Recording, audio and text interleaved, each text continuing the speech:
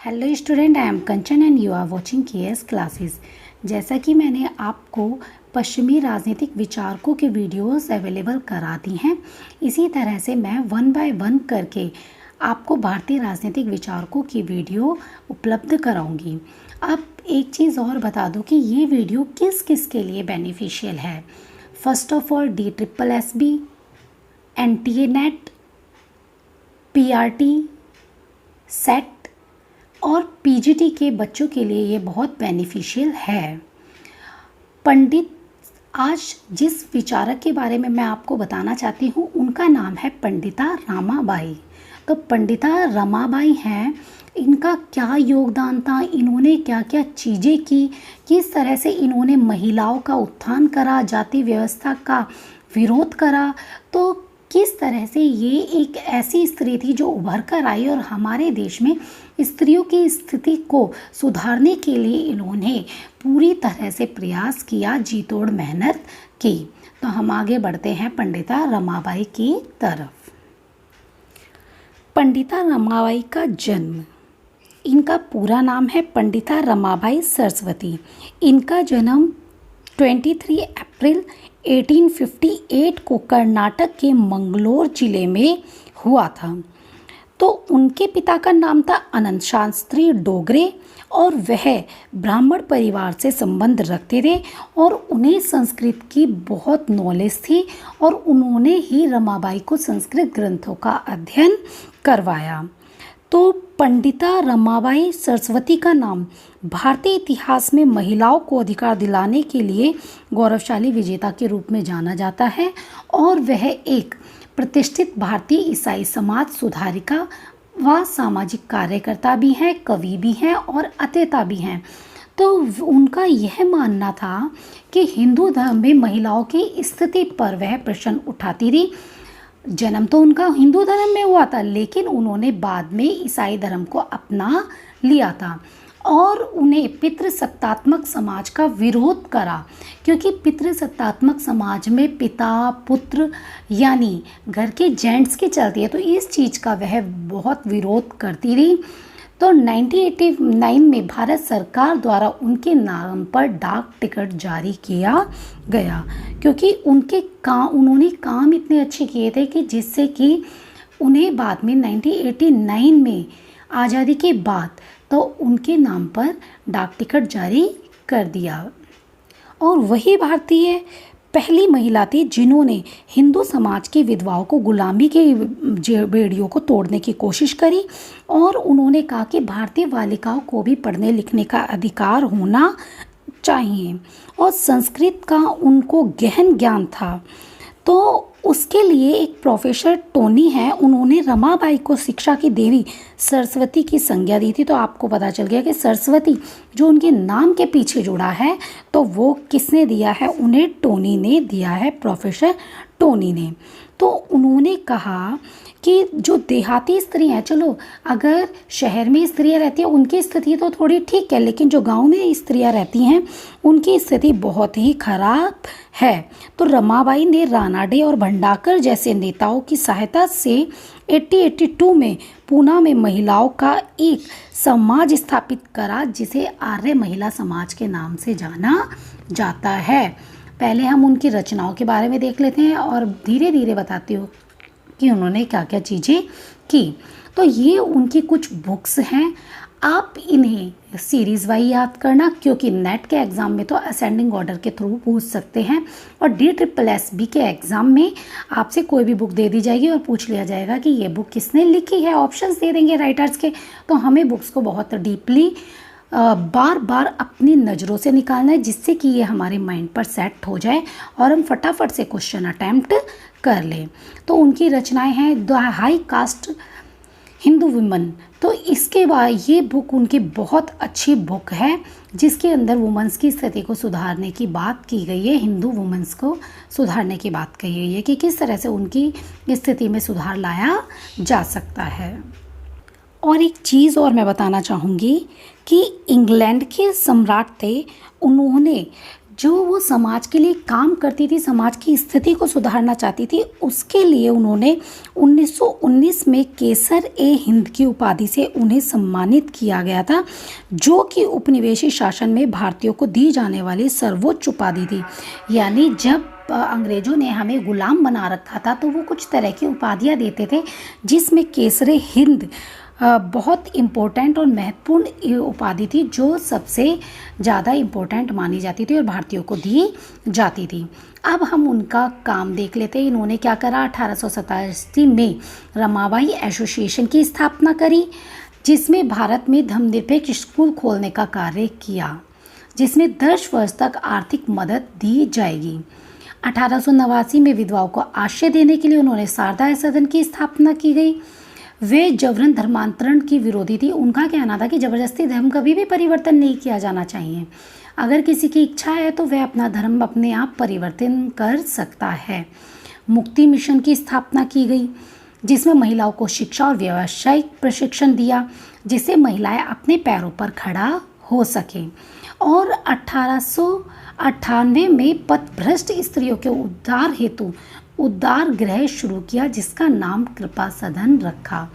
तो एक तरह से ये ऐसी भारतीय महिला थी जिन्होंने भारतीय समाज में महिलाओं की स्थिति को सुधारने के लिए बड़े बड़े कदम उठाए, और इन्होंने उस टाइम समाज में लोगों की परवाह नहीं करी। कि ऐसा तो नहीं कि उस टाइम लोग उनके खिलाफ नहीं होंगे, काफ़ी सारे रूढ़िवादी लोग थे, पुरुष रूढ़िवादी लोग, जो उनके अगेंस्ट हो गए थे। फिर भी उन्होंने अपने काम को जारी रखा, और इनके पापा की वजह से ही, इनके पिताजी की वजह से ही ये इतना सक्सेसफुल हो पाई, क्योंकि इनके पिताजी भेदभाव नहीं करते थे लड़के और लड़की में, और इन्हें पूरी तरह से शिक्षा प्रदान की।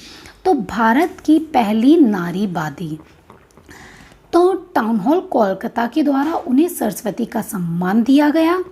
1881 में आर्य महिला सदन की स्थापना की, और मैंने आपको बताया था सरस्वती का सम्मान किसने दिया था, तो प्रोफेसर टोनी ने इन्हें सरस्वती का सम्मान दिया था, और ये कहाँ का था, टाउन हॉल कोलकाता।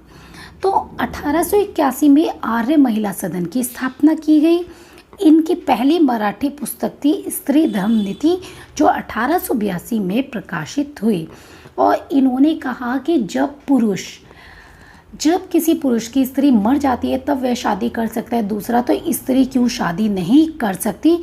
तो उन्होंने रूढ़िवादी सामाजिक व्यवस्था का विरोध करा, बाल विवाह और घरेलू हिंसा के विरुद्ध आवाज़ उठाई, क्योंकि घरेलू हिंसा आपको अभी भी देखने के लिए मिल सकती है, और अगर इस तरह के विचारकों का योगदान ना रहा होता तो घरेलू हिंसा हमें अभी भी और ज़्यादा मात्रा में समाज में देखने के लिए मिलती। तो मराठी में the cry of Indian woman भी लिखी। अब हिंदू धर्म व पितृसत्तात्मक समाज की आलोचना। तो पंडित रमाबाई की पुस्तक the high cast Hindu woman को पहला नारीवादी मैनिफेस्टो माना जाता है, जिसमें उन्होंने हिंदू स्त्री के जीवन का आलोचनात्मक वर्णन किया है। उन्होंने बताया कि किस तरह से जो हिंदू स्त्री है उसका जीवन दुख से भरा हुआ है। तो उन्होंने कहा कि मनुस्मृति के नियम अपनाकर स्त्रियों का जीवन और ज़्यादा कष्टदायक और बुरा बनाया जा रहा है। स्त्रियों को कोई भी स्वतंत्रता और समानता नहीं दे रखी है। हिंदू समाज में अगर किसी लड़की का जन्म होता है तो उसको हीन भावना से देखा जाता है। परिवार उनके साथ समानता का व्यवहार नहीं करती, और कुछ परिवारों में कन्या हत्या भी की जाती है। और इन्होंने बताया कि मनुस्मृति है जो हिंदू ग्रंथ है, उसके अंदर विवाह के लिए लड़की की उम्र 8 से 12 वर्ष बताई गई है, जो बाल विवाह को बढ़ावा देती है। तो ये इनका कहना था कि विधवा को अच्छी दृष्टि से देखा नहीं जाता। विधवाओं के लिए हिंदू समाज में कठोर नियम है, जबकि पुरुषों के लिए ऐसे कुछ भी नहीं है, विधवाओं के लिए ऐसे कुछ भी नहीं है। और विधवाओं का चेहरा देखना अपशकुन होता है, उन्हें गाली दी जाती है, तो उन्हें ये सारी चीज़ें बिल्कुल भी नहीं अच्छी लगती थी। तो पंडित रमाबाई का कहना था कि अगर हमें अपने देश में स्त्रियों की स्थिति को ऊंचा बढ़ाना है तो उसके लिए उन्हें आत्मनिर्भर बनाना चाहिए, शिक्षा दी जानी चाहिए, कार्य कुशलता। तो कार्य कुशलता उन्होंने अपने हिंदू वुमन ग्रंथ के थ्रू बताया कि किस तरह से महिलाएं भी कार्य कर सकती हैं और अपना जीवन यापन बिता सकती हैं अच्छे से। तो वह हिंदू धर्म का विरोध करती थी। उन्हें हिंदू धर्म इसीलिए पसंद नहीं था क्योंकि उसमें ग्रंथों में ही ऐसे नियम बना दिए गए थे कि जो स्त्रियों के लिए बेकार थे। अब हम बात करते हैं ईसाई धर्म की स्वीकृति। 1883 में रमाबाई ने ईसाई धर्म स्वीकार कर लिया और उन्होंने अपना नाम मैरी रमा रख लिया और उनकी पुत्री मनोरमा ने भी ईसाई धर्म स्वीकार करा। उन्होंने मराठी में the people of United states का लेखन भी किया। तो उन्होंने कहा कि हिंदू धर्म में महिलाओं की स्थिति अच्छी नहीं है, जबकि ईसाई धर्म है उसमें महिलाओं की स्थिति अच्छी है। तो उन्होंने वैदिक युग की प्रशंसा की क्योंकि वैदिक युग में पुरुष और महिलाओं की भी समानता थी, लेकिन धीरे धीरे उत्तर वैदिक काल में महिलाओं की स्थिति और ज़्यादा खराब होती चली गई। उनकी लोकप्रिय किताब है the high cast Hindu women, जो मैंने आपको बता दी थी 1887 में लिखी गई थी, जिसमें महिलाओं की पीड़ित स्थिति का उल्लेख किया गया है। लैंगिक न्याय, तो वही लैंगिक न्याय में वही आ गया कि वो महिलाओं को पुरुषों के समक्ष लाना चाहती थी, वो चाहे वह शिक्षा के क्षेत्र में या अपनी इच्छा से विवाह करने से संबंधित या आत्मनिर्भर बनाने के लिए। तो इस तरह से उनके ये सारे योगदान थे। उनकी बाल गंगाधर तिलक की उन्होंने आलोचना भी की गई है क्योंकि उनके अनुसार तिलक सामाजिक सुधार और महिलाओं के समान अधिकारों के समर्थक नहीं थे। राष्ट्रवादी विचार, तो रमाबाई ने अमेरिका और यूरोपीय देशों की भी यात्रा की। उनके अनुसार भारत में एक ऐसा राष्ट्र बनना चाहिए जिसमें सभी नागरिकों को स्वतंत्रता हो। आधुनिक भारतीय राष्ट्र का निर्माण अमेरिका के आधार पर किया जाना चाहिए, जहां स्त्री पुरुष सभी नागरिकों को समान अधिकार प्राप्त हैं। जाति व्यवस्था पे उनके क्या विचार थे? शास्त्रों को लिखते समय शूद्र यानी नीचे जाति के लोगों और नारियों से कोई सलाह नहीं ली गई। तो उन पे एक तरह जो बंधन है वो किस तरह से लगाए जा सकते हैं। तो जाति व्यवस्था का आर्य मॉडल ही हिंदू राष्ट्र के अपघटन का कारण है। संस्कृत भाषा स्त्री की विरोधी है और जाति व्यवस्था के विरोध के लिए प्रतिलोम विवाह का समर्थन किया। अंतरजातीय विवाह, विधवा पुनर्विवाह पर उन्होंने बल दिया और उन्होंने कहा कि जो वर्ण व्यवस्था है, जाति व्यवस्था है, ये मनुस्मृति की देन है जो बेकार है। तो हिंदू धर्म का विरोध करा और ईसाई धर्म पर बल दिया, जैसा कि मैंने आपको बताया। तो एक तरह से देखा जाए तो उन्होंने महिलाओं की स्थिति को सुधारने के काम किए हैं क्योंकि जिस टाइम पीरियड में उनका जन्म हुआ उन्होंने हिंदुओं के में महिलाओं की स्थिति और शूद्रों की स्थिति को बहुत दयनीय स्थिति में देखा। क्योंकि पहले आपको पता है कि विधवा विवाह नहीं था, तो इसके अंदर एक विधवा को बहुत बुरा जीवन व्यतीत करना पड़ता था। उसको हमेशा सफ़ेद साड़ी में या सर मुंडाकर रहना पड़ता था। तो इस तरह से कहीं उनके साथ अन्याय किया जाता था, तो उन्हें यह चीज़ें बिल्कुल पसंद नहीं थी। तो इसके लिए उन्होंने आवाज़ उठाई। तो ये था आपका पंडिता रमाबाई ने क्या करा, और ये मेरे ख्याल से तो बहुत इजी टॉपिक है, आपको जल्दी से लर्न हो जाना चाहिए। और अगर आपको कोई डाउट है तो आप कमेंट बॉक्स के थ्रू मुझसे पूछ सकते हैं। और अगर आपको वीडियो पसंद आए तो लाइक, शेयर एंड सब्सक्राइब ज़रूर कीजिए। तो जैसे कि मैंने आपको बताया, कई स्टूडेंट हैं जो वीडियोस तो देखते हैं बट सब्सक्राइब नहीं करते, तो प्लीज़ आप सब्सक्राइब ज़रूर कर लेना। Thanks for watching KS classes.